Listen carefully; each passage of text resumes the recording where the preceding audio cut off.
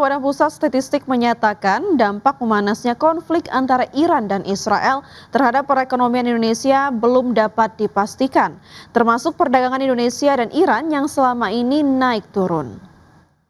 Deputi Bidang Distribusi dan Jasa Badan Pusat Statistik Ateng Hartono menjelaskan nilai ekspor Indonesia ke Iran pada Januari 2026 tercatat sebesar 18,5 juta dolar Amerika. Komoditas utama yang diekspor meliputi buah-buahan senilai 9,1 juta dolar Amerika Serikat, lemak dan minyak hewan nabati sebesar 2,1 juta dolar Amerika Serikat, serta kendaraan dan bagiannya sebesar 2 juta dolar Amerika. Sementara itu impor non-migas Indonesia dari Iran relatif kecil dan didominasi buah-buahan sebesar 2 juta dolar Amerika atau sekitar 94% dari total impor dari Iran. Meski suasana eskalasi konflik terus meningkat, Ateng Hartono menegaskan bahwa perhatian utama terkait potensi dampak konflik Timur Tengah justru tertuju pada negara-negara di sekitar jalur strategis Selat Hormuz seperti Oman dan juga Uni Emirat Arab. Ekspor Indonesia ke Iran, saya ulangi ya, pada Januari tahun 2026 sebesar 18,5 juta US dollar dengan tadi komoditi utamanya buah-buahan yaitu HS08 sebesar 9,1 juta US dollar, lemak dan minyak hewan nabati atau HS15 sebesar 2,1 juta US dollar, serta Indonesia juga mengekspor ke Iran pada Januari 2026 kendaraan dan bagiannya.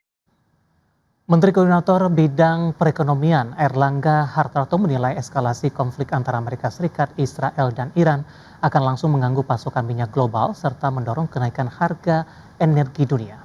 Ya, terlebih lagi kondisi tersebut diperparah oleh penutupan Selat Hormuz yang selama ini berperan sebagai jalur utama distribusi minyak dunia.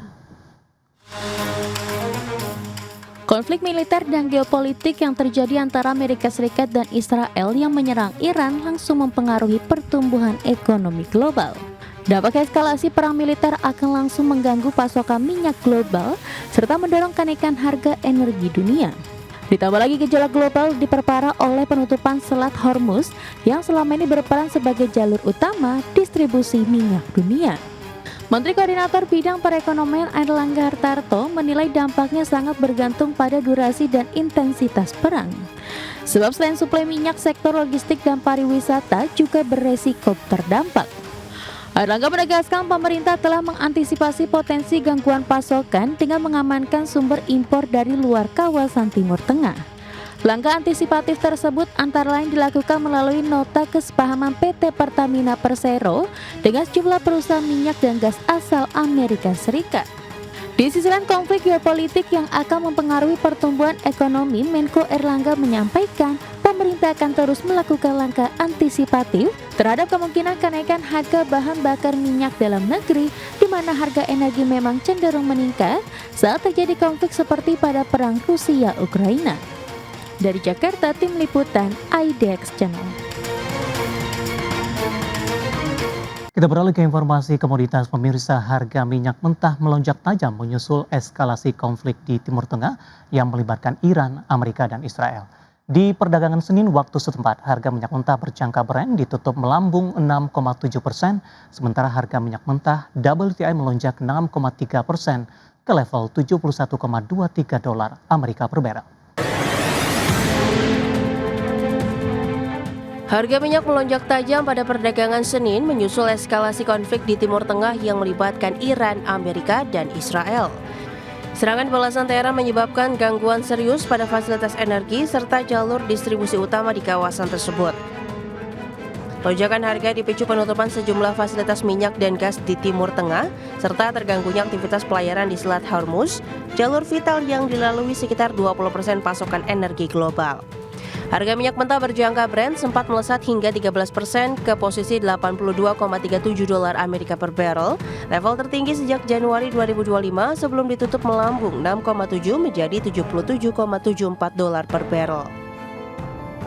Kenaikan bahkan berlanjut dalam perdagangan pasca penutupan setelah Garda Revolusi Iran memperingatkan akan membakar kapal yang melintasi Selat Hormuz.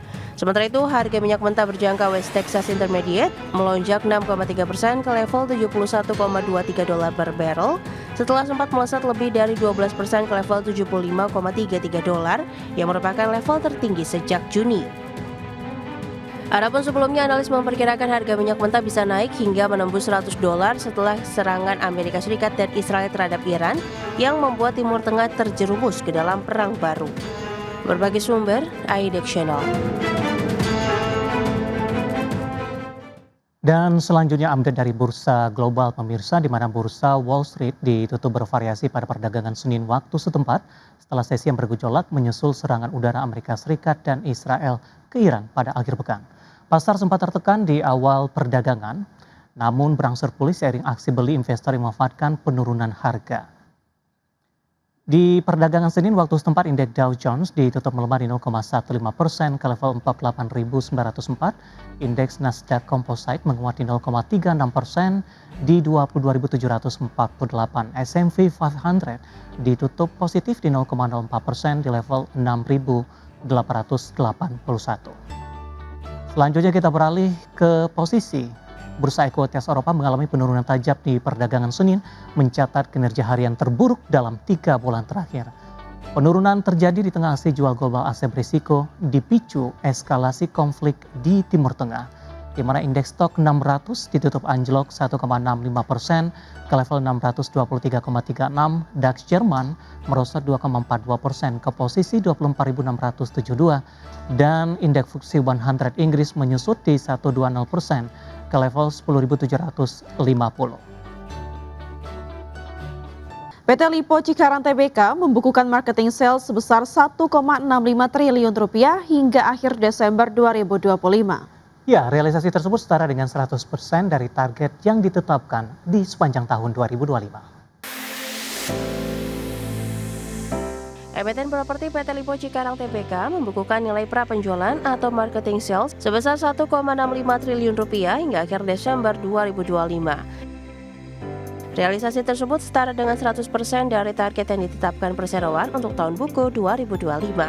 Realisasi marketing sales pada tahun 2025 terutama ditopang tingginya permintaan produk residensial. Rumah tapak berkontribusi 58% terhadap total prapenjualan, disusul unit komersial sebesar 38% dan segmen lahan industri sebesar 4%. Sepanjang periode yang sama, perseroan mencatatkan pendapatan sebesar 4,52 triliun rupiah atau melonjak 133% dibandingkan periode sebelumnya. Kenaikan pendapatan terutama ditopang oleh serah terima, rumah tapak, apartemen, unit komersial, serta penjualan lahan industri. Segmen non-properti melalui pengelolaan kawasan juga turut memberikan kontribusi terhadap kinerja perseroan. Segmen rumah tapak dan apartemen mencatat pertumbuhan pendapatan signifikan sebesar 369% secara tahunan seiring percepatan proses serah terima unit. Sementara itu, segmen pengelolaan kota membukukan pendapatan 474,5 miliar rupiah. Berbagai sumber, IDX Channel.